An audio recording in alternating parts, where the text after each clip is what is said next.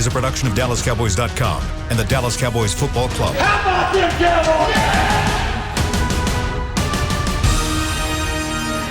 This is the Players Lounge, broadcasting live from Dallas Cowboys World Headquarters at the Star. Now your hosts, Barry Church, Danny McCray, and Newy Scruggs. All right, here we are on a Wednesday, everybody. 2 days left in the year 2020, and then it's over. We're on to 2021. I'm Newy Scruggs.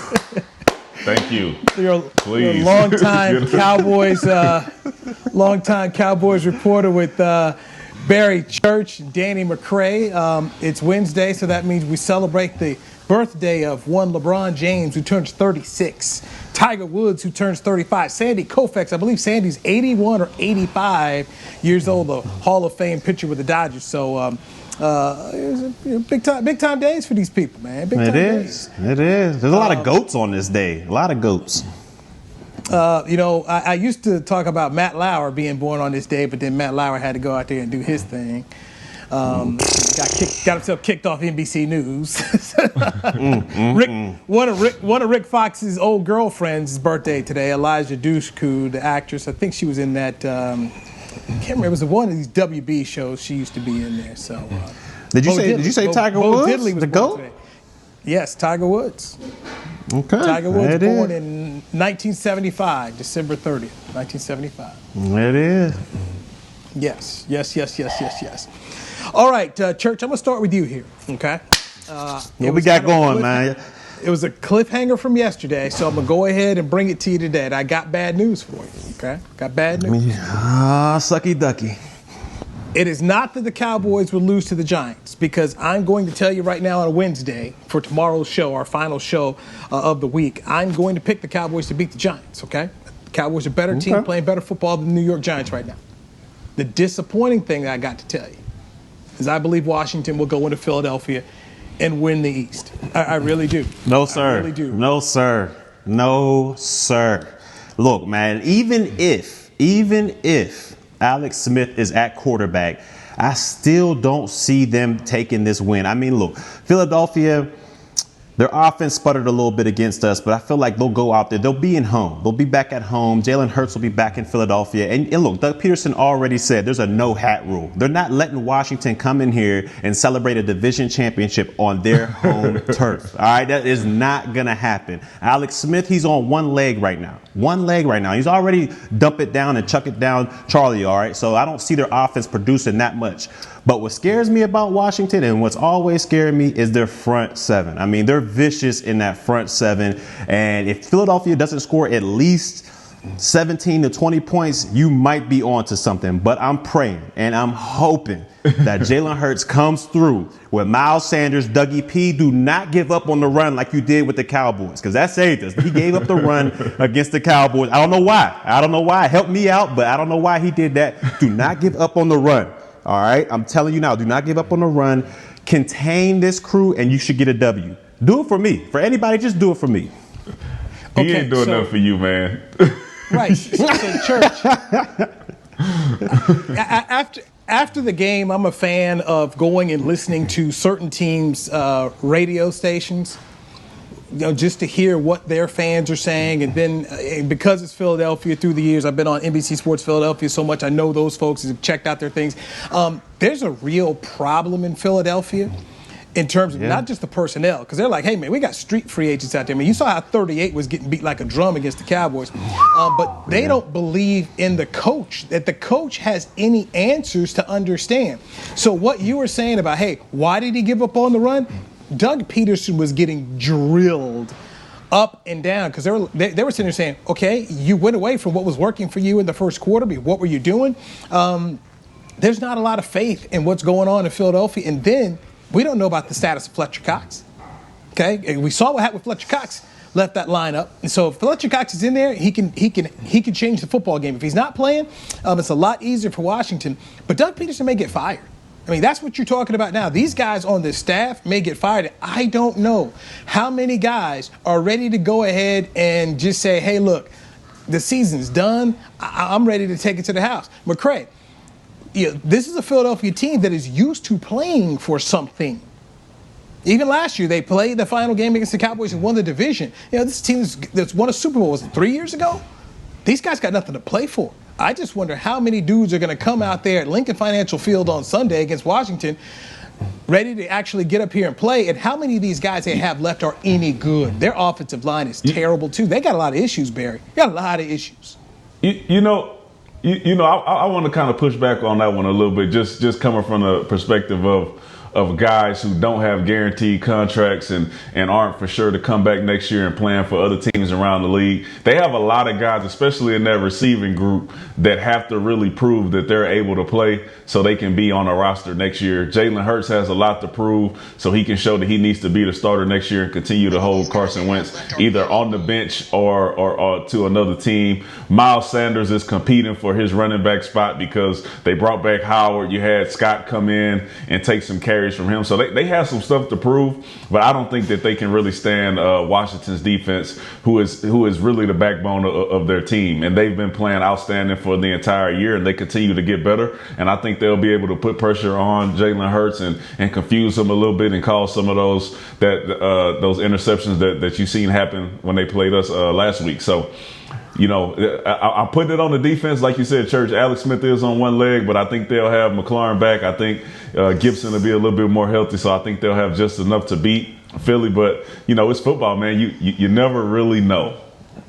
I just don't see Washington's offense, man. Like I said, their defense, they're legit. They're solid. They got Chase Young, Ryan Kerrigan. They got Jonathan Allen and those boys. Their front seven is probably one of the better front sevens in the National Football League.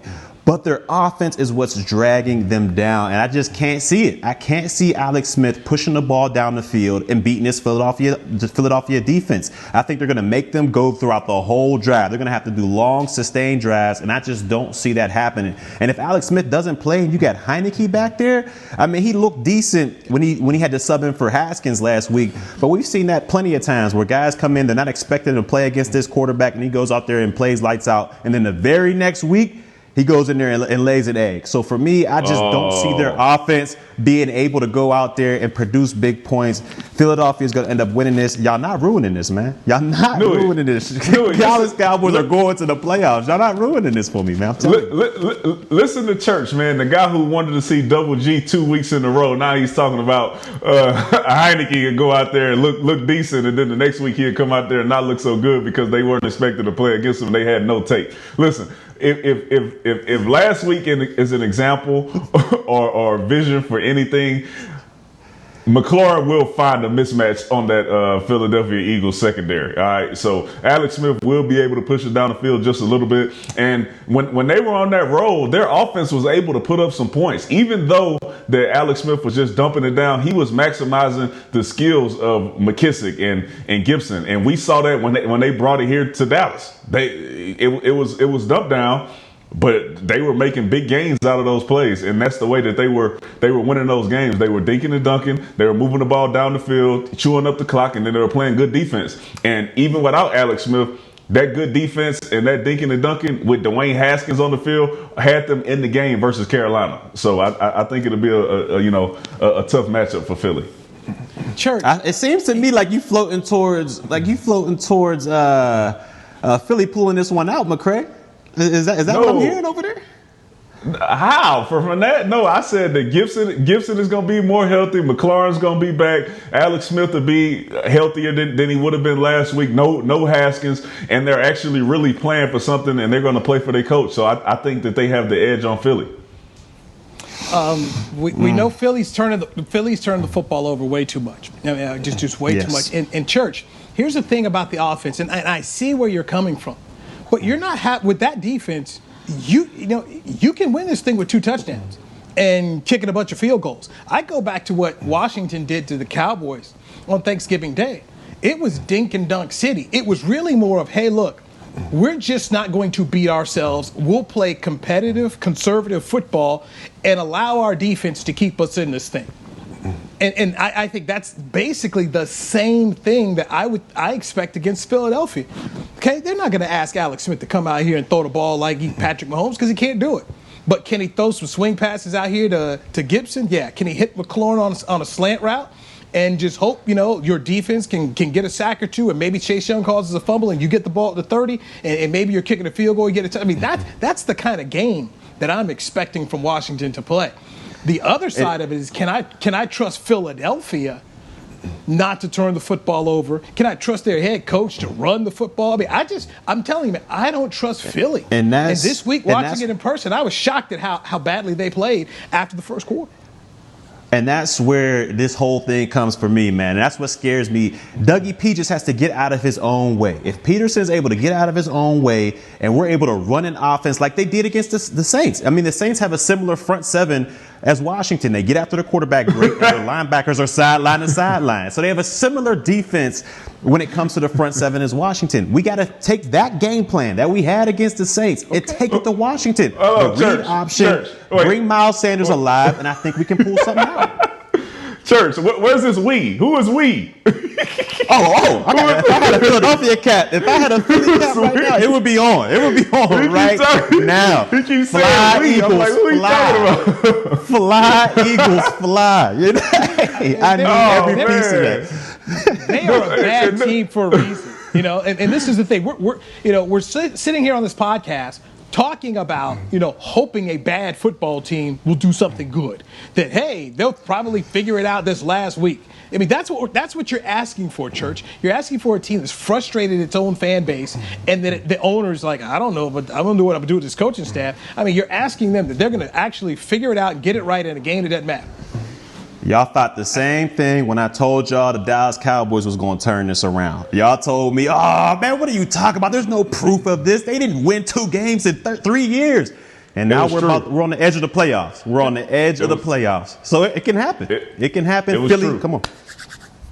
Hey, they're right on the edge right now. It was true, and we keep talking about them dinking and dunking. I'm just going to remind you guys of what Gibson did when he came in here running the ball against the Cowboys. All right, Zeke had 100 yards against Philly last week. I think that was his first 100-yard game, and I don't know how long. So, no, I'm saying and in a long time. That's his first 100-yard game in a very long time, and since then September, now.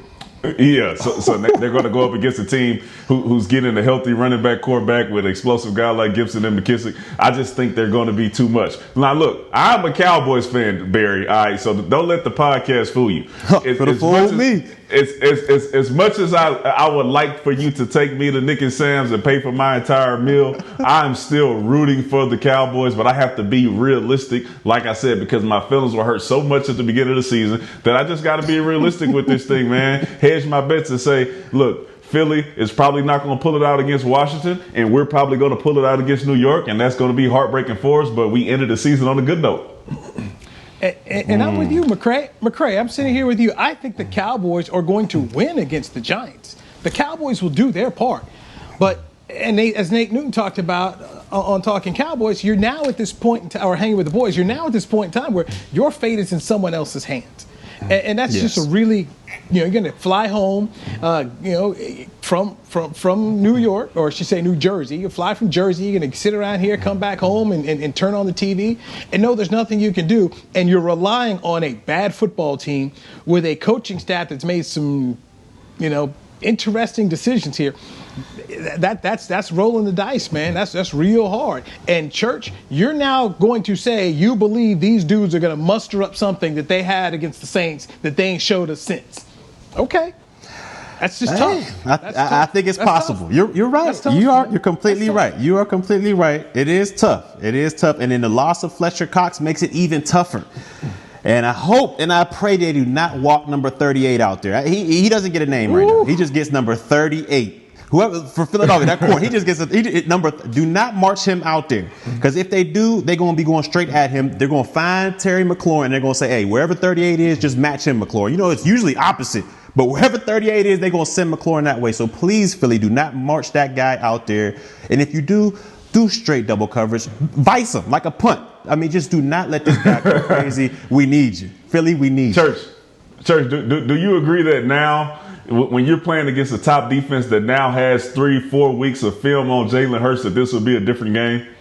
Does that make you nervous at all? That New Orleans came in, they're playing against Jalen Hurts. I think they didn't have Michael Thomas, or they didn't have Drew Brees, and it was the first time that the teams are really seeing him. And the same thing happened with Arizona. Now you got real tape on this guy, and you've seen a team be able to stop him and get some interceptions off of him, and seeing what really can confuse him and cause him to make these mistakes. And now you're going up against the Washington football team's defense, who's been able to create this type of stuff all season. I think that also makes Philly a little bit nervous as well.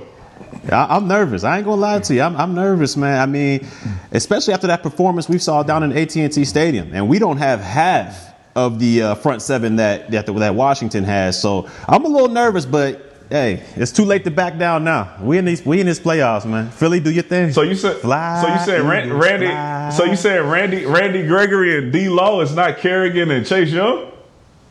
Oh, see what you're trying to do here. I think it's time for a commercial break. I think it's time for a commercial break. That's exactly what he said. We're at the 15. We're at the 15 mark. I think we need the time for a commercial break. I didn't say that. I did not say that at all. That's McCray putting words. Can we get Newy? I did not say that. Can we get Newy to answer a question? Can we get Newy to answer a question at the commercial break that he's been ducking for 2 days? It's not even that difficult of a question, but I just want him to just give us an answer. It's really simple. Okay. It's not gonna hurt nobody's feelings.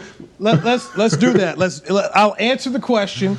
Andy Dalton's future. Zeke Elliott wins an award. And who do you credit for the defensive turnaround? A lot more coming up on the Players Lounge, brought to you by Hotels.com. I'm Newy Scruggs, Barry Church and Danny McCray right here on DallasCowboys.com radio. Hey there, Cowboys fans. With Tide Cleaners at-home pickup and delivery, cleaning your clothes has never been more convenient. Simply sign up at your local store, set out your dirty clothes, and one of our Tide Cleaners professionals will come directly to your home for a totally contactless experience. Your clean garments will be returned promptly the next scheduled delivery day, so skip the errand and enjoy life, not laundry. Visit TideCleaners.com or your local store to sign up for Tide Cleaners at-home pickup and delivery today. Just like all of you, we at SeatGeek can't wait until we're back in the stands at full strength cheering on the Cowboys and singing along to our favorite songs again. We're using this time to make discovering, buying, and selling tickets to events in Dallas easier. Plus, every ticket purchased on SeatGeek is protected by our buyer guarantee, which means you'll get your money back or better if your event is canceled. Guaranteed. Download the SeatGeek app today, and when the time is right, let's go. SeatGeek. The Cowboys way, where 16 Hall of Famers and 5 championships shows us what success looks like. Where turkey is always the second best part of Thanksgiving Day. Where we are all defined by one single thing, the star. Where we as fans know it's our job to keep the tradition going. Bank of America is proud to be the official bank of the Dallas Cowboys and to support the quest of living life the Cowboys way. Copyright 2020, Bank of America Corporation. We're back with a tasty treat that's sweeping airwaves and taste buds. It's new Dr. Pepper and Cream Soda. Let's take a listen. Dr. Pepper and Cream Soda's here. A new combo that's music to my ears, okay. Let's play. Cream Soda and Dr. Pepper time. Pour it in a glass of ice. Ah, music to my ears and mouth. New Dr. Pepper and Cream Soda. A delicious duet. Back to the Players Lounge.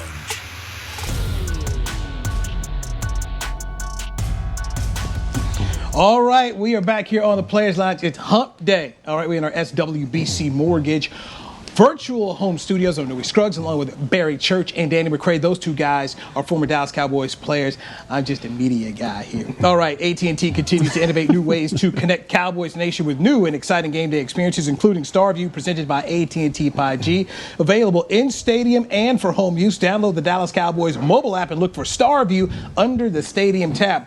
Ezekiel Elliott yesterday named the 2020 Dallas Cowboys Good Guy Award. That goes to the guys, the most successful and the guy that has a really good relationship with the media. So Zeke wins that award. Dak Prescott won it in 2019. Dak also won it in 2017. Jeremy Mincey won it twice, 2014, 2015. Des Bryant has won the award. Des Bryant won it in 2013. Terrell Owens has never won that award. So Ezekiel Elliott, congratulations, my friend. Happy for you. When did this happen? When did this Good Guy Award start? This always been around like this? Yeah, I think it started in about 2009, maybe. I never heard of it. I never heard of this one. No, it's been boy Marcus Spears has won it. Roy Williams. Okay, I didn't know. That's my first time hearing about it. Church, they weren't interviewing us like that, so it didn't. That's true. Really. That's what it was. Yeah, you're right. We would have never heard about this. You know how Newy is. You know how Newy is, man. Wow. He goes, those are just special teams guys over there. Let's go over here. Look. That's crazy. That is messed up. I'm gonna say this. This is one thing about Church I get no credit for. When Church was a rookie, I was out there beating the chest when we talked about guys we thought were going to make the team. I had picked Romo because I remember talking to Terrence Newman when Romo was signed that day. And T. New had played against Carson Palmer and Tony Romo at Kansas State. He said Tony Romo is the Carson Palmer small school quarterback. I was like, okay, that's the guy that's going to make the team. Church was one of the undrafted guys I picked to make the team. Made the team, That's true. That's true. But you're right. I mean, look, 100% right. This award is normally going to people who are guys you go to a whole lot, and also they they'll talk a lot. Here's where Ezekiel Elliott really stands out. After a game, when you go in the Cowboys locker room and they let you in, Ezekiel is right there at his locker, ready to go. Almost always. I mean, 9 out of 10 games, he's right there. And if he's not there, he's coming in pretty quick. So he'll answer. He's accessible, which all media people like. He's accessible. He answers the questions, and even if they're not always questions, he wants to answer. He answers the questions, and like I said, biggest thing is the guy is a consistent dude, and people have appreciation for that. Dak has been that same way. So, yes, guys who are in their normal rotation, your quarterbacks, your running back, those guys are definitely going to be dudes that the media, selects. But like I said, Jeremy Mincy, he was there. That's true. Marcus Spears. That's true. Dez. I mean, their guy, John Kitna won it one year. John won it. So, but you're right, Danny. We do not seek out special teams guys very often. we do not. We do not. So I and when we do seek you out, is after something happened. Block punt. a block punt. So you got fumble. Yeah, I feel you, man. So what happened here, guys? Oh, your boy Maher out here missing field goals in Chicago, and you come up to him. That's when we gonna get you. LP Lattisour. Boom, we gonna come get you if something happens. Real quick. You're right. Not to get too sidetracked. What happened to Dan Bailey, man? I mean, I know this is way off script, but my man done missed 15 field goals in the past 3 games. Ooh, sometimes you lose it, man. Remember that movie Rookie of the Year where the dude broke his arm? And then all of a sudden he could throw all the little fastballs, and then he lost it. Then he lost it. Yeah, it's like that. Or Space Jam. I don't know, somebody came and took his kicking powers. I don't know, some aliens. I don't know what's going on. I mean, my bad. I ain't mean to get sidetracked. Nick Folk was like that. When Nick Folk first got here out of Arizona, the guy ended up making a Pro Bowl and had some good years. Then he got hurt, and then it went off track. And then they ended up cutting him, and then Nick went on to the Jets and had a nice career there. Then he fell off. New England had brought him back, and he was kicking up there for a little bit. So, I mean, this kicking thing happens in cycles, man. I saw Younghoe Koo of Atlanta. Makes the Pro Bowl. They sent him out there for a kick to tie it against the Chiefs, and he hooks it right. And he had a good year. But when he first started with the Chargers, dude couldn't make anything. So, I mean, this kicking thing it truly is. It go up, and it's like golf. You hear for a bit, you hear, then and then it humbles you. And this just may be toward the end for Dan. I'll say this: guy's had an incredible career coming out of Oklahoma State. I remember the kicking battle he was in over at the Alamo Dome in San Antonio. It was him, it was Kai Forbath, and it was another guy. And the dude ended up winning it and kicked very well for a long time. But yeah, this is probably it for him. I definitely don't think he'll be back in Minnesota. But that kicking game, man, it comes and goes, bro. It's hard. It's hard to. We've been spoiled. We've been spoiled by the Adam Vinatieri's of the world. I gotta ask this, Church, since you brought it up, because now I can't think of the guy's name. Tampa Bay drafted a kicker. I want to say, was it second round? From Florida State, maybe. He went out there and missed everything. Roberto Aguayo from Florida State, and he couldn't make a kick. He was terrible. And this is what I've seen outside of Sebastian Janikowski, who went in the first round. What I've seen is when they draft these kickers that high, there's just so much pressure. And you're also, here's a time when you're actually, for a guy like me, you're at training camp focusing on the kicker. Normally, we don't even know who these dudes are. We don't pay attention. But when you draft a guy that high, we're on you. And then he goes to Tampa Bay. So you're already a dude who's a legend at Florida State. You're part of a national championship team. You're there playing with Jameis Winston. They take you this high, and bam, it's on you. And then the general manager, Jason Light, traded up for the kicker. So there was even more pressure. I mean, who trades up for a kicker? And it's crazy. Meanwhile, I look at the punter over at Seattle, Michael Dickinson. Here's a guy who was a fantastic All-American punter at Texas. He was so good, he left early. Like, I'm going pro. They take him in the 5th round. He was everything for Seattle that he was at Texas. And because he's a 5th round guy, and he came out, handling his business from jump, nobody said anything. So it's a tough thing, man. I would definitely not recommend trying to draft a specialist as a kicker, first or second round, because you just put so much pressure on it. People are just talking about it. Even a 3rd round guy. I've seen some of these punters go in the 3rd round, and it's just a lot of pressure, man. So I would not be trying to spend a 1st, 2nd, 3rd round pick on a guy like that. Who did Tampa think was going to pick up that kicker in front of them? Nobody. No, and I ain't gonna lie, man. As a player, man, I was so mad. I'm talking about in 2010, my draft, there was at least 4 or 5 kickers and punters drafted, and I went under. I was so hot, man. That was one of the most mad I've ever been in my life. But how is a kicker and a punter getting drafted, and I'm over here sitting on the bench, man? It was, that worked out for you, bro. Man. It did work out. It was in the plan. It was in the plan. If you would have ended up on another team, it might have not played out the same for you. This is very true. This is very true.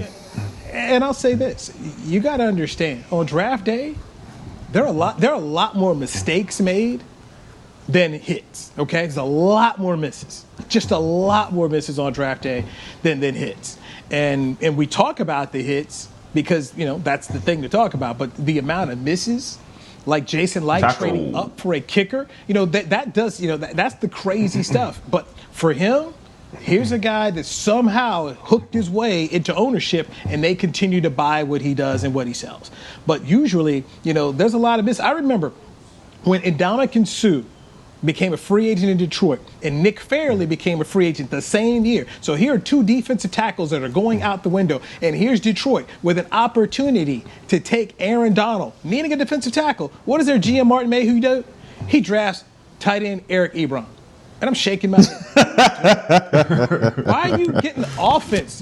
Plus, Matt Stafford doesn't want to throw to the tight end anyway. This guy's always trying to go deep. And you pass on Aaron Donald. I mean, we see stuff like this all the time. Or Doug Whaley. Doug Whaley trades up for Sammy Watkins. Gives up a number to get Sammy Watkins. And then who's drafted about 3-4 picks later? Odell Beckham Jr.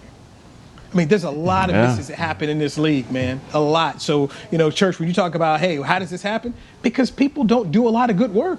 Okay, there's a lot of people missing, just straight missing. It's hard, and and also I don't want to beat up people too much. It's hard to pick players, man. It's hard to hit. It is hard to hit. Yeah. It's easy to miss and hard to hit. And then also, what's the fit? How many guys, Church and McCray? How many guys do you know? And have you been around? You're like, man, this guy's in the wrong scheme here. It ain't working for him. They're asking this player to do something they cannot do. A lot. Happens a lot. Yes, this is true. I'm watching it this year. No, okay, go ahead.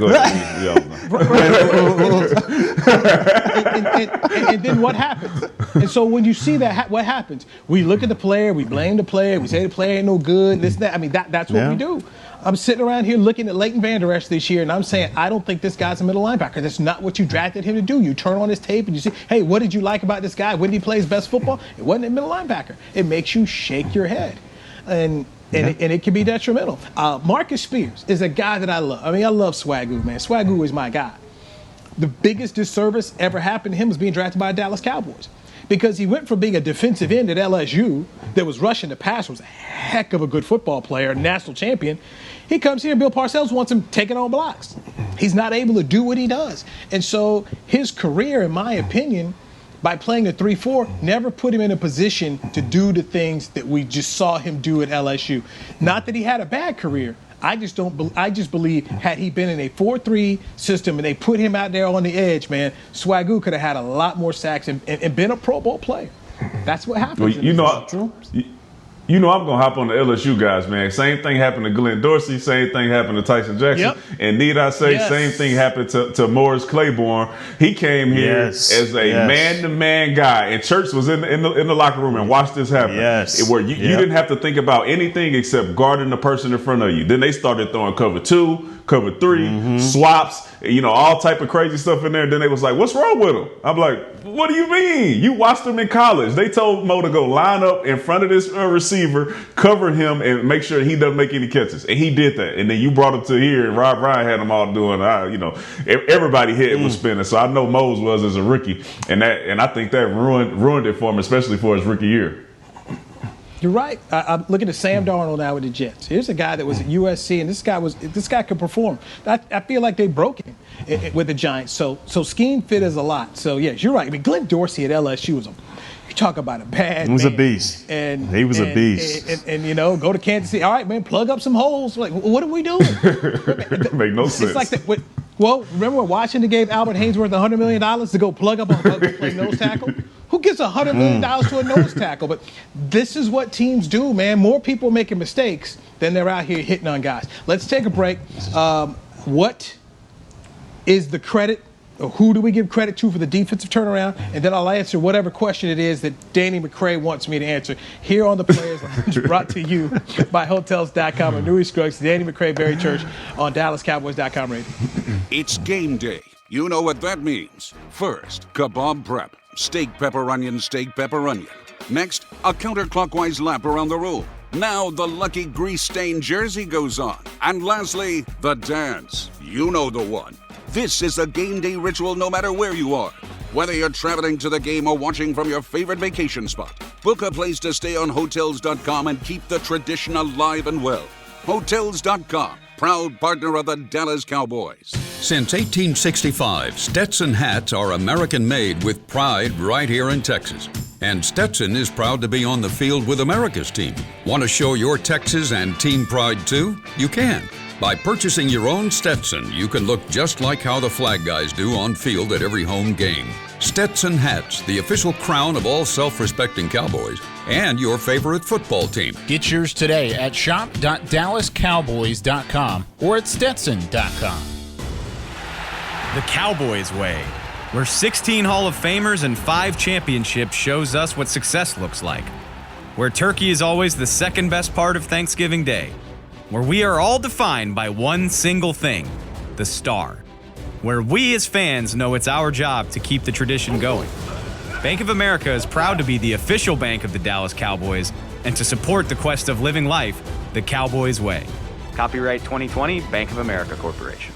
Hey there, Cowboys fans. With Tide Cleaners at-home pickup and delivery, cleaning your clothes has never been more convenient. Simply sign up at your local store, set out your dirty clothes, and one of our Tide Cleaners professionals will come directly to your home for a totally contactless experience. Your clean garments will be returned promptly the next scheduled delivery day, so skip the errand and enjoy life, not laundry. Visit TideCleaners.com or your local store to sign up for Tide Cleaners at-home pickup and delivery today. Back to the Players Lounge.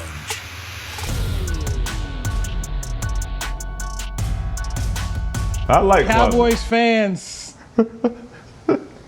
Cowboy fans celebrate CeeDee Lamb's record-breaking rookie season by heading to the Pro Shop and picking up his jersey today. The Pro Shop has a huge selection of jerseys, cold weather gear, and after Christmas deals up to 50% off for every fan. Visit your local Dallas Cowboys Pro Shop or shop.dallascowboys.com for new gear today. All right, you're in the Players Lounge, brought to you by Hotels.com. I'm Newy Scruggs, along with Barry Church and Danny McCray. Danny, what question is it you want me to answer? Listen. 2 days ago, I asked a very simple question. All right, Church made an assumption and a prediction that I thought was wildly absurd. And he said the Cowboys go to the playoffs, then they're going to the Super Bowl. And I said, all right. If you Nostradamus and this stuff really does happen because you calling it out, Andy Dalton takes this team to the Super Bowl. Do you sign Dak Prescott next year to a $40+ million deal? Hell nah. And that's the question for me? Yes, that's for you. Oh, yes. He's getting Deshaun Watson money. Okay? He's getting Deshaun Watson money. God. My goodness. Y'all just talked about how hard it was to draft people and how big of misses that the GMs in the NFL do. And y'all want to sink all that money. And you know how much pressure is going to be on Will McClay to hit defensively in this draft? Man, oh man. Here comes 8-8. 9-7. 10-6. Church, if it's anything that I've seen this year, I mean, first off, you guys know I've always been a Dak guy, but this year solidified it even more to me that you're going to pay to get this guy. First off, it's the organization's problem and fault for not having this deal done. I firmly believe that once Wentz got paid and Goff got paid, that they just needed to sign him up to the same check. If you sign up to the same check, you'd have done it. But there were people at that time, I don't think he's worth $30 million. They're trying to sit up here and get some deal for 25 or 28. They were wrong. Should have signed into that. So what have we seen between Wentz and Goff? Those guys aren't even worth that money. Okay, they're not even worth that money. I was on Twitter yesterday, not arguing, but debating with a lady about Deshaun Watson making the Pro Bowl because Ryan Tannehill was upset saying he should have made it. And I'm like, okay, so who are you going to kick off for Ryan Tannehill? Patrick Mahomes? No. He's going to stay on the team. Deshaun Watson he wasn't on a winning team, but I think we all saw Deshaun Watson was a one-man gang out there. Offensive line subpar. Yep. You get rid of DeAndre Hopkins. This dude is out here, Black Moses out here, okay? This guy out here got to part seas just to try to get this team and make it competitive, okay? What have we seen when Dak Prescott went down? Everything fell apart, bro. Everything. I mean, but we're about to go to the playoffs. But we talking about if they go to the Super Bowl, Newy. Like it fell apart, but the assumption is they make the Super Bowl now. So it fell apart. They have to figure some things out. And I just said it. I'm paying Dak $40 million. Either go. No. Because you know what? If the Cowboys end up making the Super Bowl with this roster, imagine what happens when I put in a difference maker like that. That'd be like the Nets that's when the Nets got Kevin Durant this year. Like, we're going to bring in Kevin Durant. Okay, bam, you about to see something happen here. You about to see a difference maker. Dak Prescott is a difference maker at a position where not many guys are not difference makers. That's one of the things that has truly exposed Jared Goff this year. This guy's not a difference maker. Carson Wentz is not a difference maker. And you need a difference maker, to me, if you're going to win. And the Cowboys, because they tried to be cheap and save some money, are now going to have to pay $40 million for Dak Prescott. That's just the and they're committed to do it. Even if you go to the Super Bowl, I'm paying Dak Prescott. I agree with your first take when you say it's all the organization's fault when they could have had this guy signed up. I agree. I think Dak is a phenomenal quarterback. I just don't think he's worth taking your whole cap and ruining it. I just don't think so. I think you can take that money. You can get a quarterback, and I think you can take that money and put it towards the defense, and I think we'll be better situated going forward. But if we sink all our bread into Dak Prescott, and he, like I said, I think he's a phenomenal quarterback, but I just don't think he can carry a team by himself like Deshaun Watson can. I just, it's tough for me. It's tough for me to sink all that in there, knowing how bad our defense is. And this all assumes that Dak Prescott comes back and he's healthy, and you also have to assume that we go to the Super Bowl, which I don't think is happening. But this is just one of those fantasy type things. So I feel you. I don't know. I think the leverage is lost a little bit if Andy Dalton somehow takes his team to the Super Bowl. Now, and keep in mind, I am a Andy fan. Got to cover Andy at TCU, so a lot of ways got to see this kid grow up. I'm an Andy fan. I clearly remember when Andy was signed, how many of the Dak haters were saying, you know what, man, this guy just as good. He could do. I mean, there's a whole lot of those. What did we see from Andy Dalton? We see Barry Church out here trying to throw the guy out for a dude that was playing the AAF. Hey, I apologize. Okay? I apologize. All right. So And I think Andy Dalton is good. Okay, I think Andy Dalton is good. And in Church, you would ask, hey, what about Andy Dalton's future? I think Chicago, Indianapolis, San Francisco, New England, Denver, Washington, these are places that I expect Andy Dalton to possibly be playing next year, because these are organizations that will probably have some quarterback needs, and he could fit in there. But Dak Prescott, in my opinion, raises the level of other people. And that's what you pay a franchise guy for. I thought Ezekiel Elliott was going to be able to do something and show us something with Dak Prescott being out. Like, okay, hey, put it back on 21. That's what everybody used to say. It's all about 21. Well, guess what we saw? It didn't matter. It didn't matter. Now, it's not all 21's fault, because his offensive line is nowhere near what it needs to be, okay? So I'm not putting a... But we... Play callers. But there was this assumption that, hey, man, we got Andy Dalton, we'll be just fine, and just give it to 21. No. Dak Prescott is a difference-making quarterback. And in this league, and you see how bad the quarterback play is, that's what it's going to cost you. Okay, Church? And you can sit up and say it's going to wreck your cap. You know what, Houston, fine. Houston decided we're going to wreck our cap. We're going to do what we're going to do. And there's somebody who's going to break Watson's record. But is that Deshaun? And where would they be without him? I mean, look, so let me ask you a question. Right now, yeah. Let me ask you, do you think that Dak Prescott, with his bad, let's just say our defense is just as bad next year, do you think Dak Prescott can carry this team to the playoffs and even into the Super Bowl? Let's just say that, to the Super Bowl, because everybody's tired of just going to the playoffs. You said it yourself, Jerry Jones is getting up there in age and he wants a Super Bowl. Do you think Dak Prescott can carry a team all the way to the Super Bowl with a defense being historically bad? That's a tough task for any guy in this league. But I'll say it this way. I believe signing Dak Prescott and having him as your quarterback gives you your best opportunity to get to a Super Bowl. I believe it does. I go back to a Joe Flacco, and I'm reading a book right now by John Feinstein called The Quarterback, and just going back to Joe Flacco and his evolution and what he's done there. And Flacco, I thought, had a pretty good thing, and you guys know this from playing in the league. What you want to do is get yourself in a position, get yourself an opportunity, consistently make the playoffs to see where you can go. I believe that Dak Prescott, with a consistent run of 5 or 6 years, if he's their starting quarterback, I believe they can possibly get to a Super Bowl. I've got some other management issues about how they do things on this football team, but I'm not worried about the quarterback. I'll pay the quarterback. Okay, I'll pay the quarterback. They're also hedging their bets as his TV deal is going to go up. I know this, TV deals for the NFL rarely ever go down. Jerry Jones has made sure of that. That's how they moved the NFL from CBS to Fox. So signing Dak Prescott to $40 million is going to be what they have to do. I do believe in Dak Prescott. This defense, yes, it has to get fixed. The biggest thing is right now, I got to get a defensive coordinator in here who can at least tell me what can I do with some of these personnel guys. Who do I save and who do I get rid of? But you're going to commit to the quarterback. Right now, you're seeing in this league what happens when you don't have a guy worth a salt. Look at the Eagles. Look at the Rams.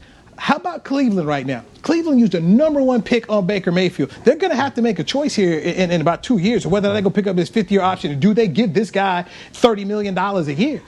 Look at Jimmy Garoppolo. In San Francisco, Jimmy took him to a Super Bowl, and they're like, I don't know if we're going to bring this guy back. It's hard to find competent quarterback play. You've got competent quarterback play in Dak Prescott. Pay the note for $40 million versus going off into the abyss and hoping you've got something. You're Mitchell Trubisky away from trying to say, what did we do to ourselves? Look at Philadelphia right now. They don't even know what they're going to do next year. I mean, think of what the problem Philadelphia has next year that Dallas does not. What Washington has in terms of a problem that Dallas does not. That the Giants have a problem that Dallas does not if they sign Dak Prescott. But Dallas got one of the biggest problems out of all those teams, and that's their defense. Like, we talking about, they have all these quarterbacks, but how are we going to stop anybody from scoring? McCray, what you think about this, McCray? I think this is crazy. I think that y'all are like throwing it. The question was, if Andy Dalton takes this team to the Super Bowl, what do you think about signing Dak Prescott? And then it's like, then Andy Dalton's gone. Think about this. Andy Dalton would have had to win 4 games in a row, plus make a run to the Super Bowl to get there. All right, so we just acting like Andy Dalton can't be a quarterback here if he happens to do that. That's why I say I think the leverage falls a little bit because you could say Andy Dalton might go to Chicago or this other place. He could also stay in Dallas if he's your Super Bowl guy. If he wins the Super Bowl, if he goes to the Super Bowl, he gets the Trent Dilfer treatment. That's what will happen to him. They'll say, you know what? Thank you, but we need to improve upon this position. And Trent Dilfer got showed the door, and they brought in Elvis Grbac in Baltimore. But do it. Jerry's already told you. They're bringing it back. Mike McCarthy said today, talking about Dak Prescott, he's here every day. He's a big part of our football team. He's a big part of our future. So we're having these conversations about something the organization's already told us. They're bringing Prescott back. So if they're bringing it back, they're paying the $40 million note. Newy, they told you they was going to pay him 2 years ago. They still ain't paid him. They can say whatever they want to about that. They can say whatever they want to. They haven't done it. Okay. And you also talking about a guy who's coming off a really, really bad injury. So you have to assume a lot of different things, right? Let's say he's behind the 8 ball when you get back into training camp.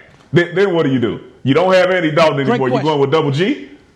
Okay. Great question. I love that because I asked a friend of mine who's an agent and who signed big deals in this league and worked with a lot of quarterbacks. I asked him about that.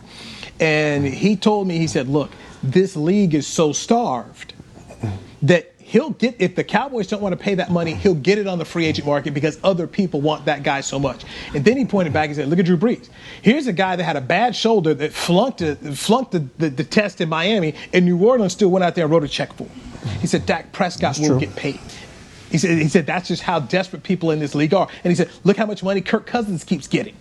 And he said, who's a better quarterback, Dak Prescott or Kirk Cousins? He said, who would you rather pay money to? He said, would you rather pay money to a hurt Dak Prescott or a healthy Kirk Cousins? Like, Kirk, so he's going. Kirk did not get paid in Washington, though. Kirk didn't get paid in Washington. They let him move on and go to Minnesota. All right, so Dak Prescott he will get his bread. He will get his bread. I'm just saying that this hypothetical that we have with the Super Bowl, I'm not sure to be here. I'm glad you said that about Kirk Cousins. And once again, we're reading the book Quarterback by John Feinstein. He just went over this part in the book where Daniel Snyder and especially Bruce Allen, they didn't believe in Kirk Cousins. He was never a guy they were sold on. The Cowboys here are singing a different tune. And Stephen Jones has talked about the number of years. Dak wants 4, they want 5. So that in itself puts him in a different position than Kirk Cousins. They never made him a real offer. They never made him a real offer in Washington. They've made an offer here, and it's come down to the years. So therein lies a difference there about the situation. They franchised him 2 years in a row. They sacrificed their cap twice for Kirk Cousins and then let him get out of there. So, I mean, it's different. But like I said, Dallas has been singing this tune for 2 years, and they still haven't got this man paid. They know how many years he wants. So if he still wants 4 years next year, you still going to do the same thing? Well, I'll tell you what. Here's what we do know. They're running out of chances. I mean, they're running out of chances. They're going to have to literally sign a contract or get off the pot because they're running out of chances. This is where they're at. So we'll know here. We'll know here in 1 or 2 years what they'll have to really back it up here in the next 1 or 2 years for sure. All right, we're running late here. We're running late. We'll save the defensive topic for tomorrow. Okay, who do we really credit for this defense? We'll also make our predictions. New Year's Eve is our last show that we'll do this week. Big Boss Man, Dog Team, Derek Eagleton says we're taking Friday, New Year's Day off, which is okay because I'm going to run out to the Rose Bowl. I want to check out Alabama do their thing, and the AP Defensive Player of the Year, Devontae Smith, want to see him get off and do his thing. So we'll do one last show, have our predictions. I already said Giants are going to win, but we'll get the official predictions from Barry and Danny for Chris Beam, Danny McCray, Barry Church. I'm Newy Scruggs. Thank you for watching the Players Lounge, brought to you by Hotels.com on DallasCowboys.com radio. This has been a production of DallasCowboys.com and the Dallas Cowboys Football Club. How about this, Cowboys? Yeah!